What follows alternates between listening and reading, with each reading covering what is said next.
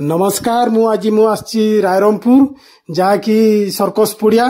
तो ए भिडटा है आम मयूरभंज रायरंगपुर वासी तो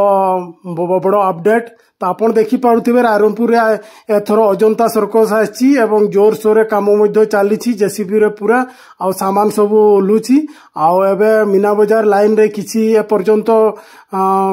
आसी नहीं तो जोर सोर से भी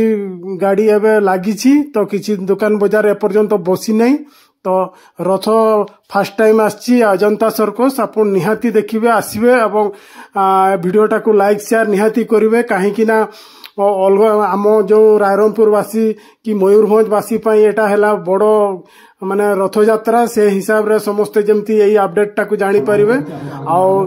चैनल टाकू मध्य सब्सक्राइब करिकी रखिथिबे जमती कि रथर पूरा कि तार अपडेट आपण पाई परिवे एही चैनल रे तो ठीक अछि आपण देखंतु लास्ट पर्यंत रथ मध्य किछि काम हे जाईछि आउ किछि दिन पूर्व रे खूब शीघ्र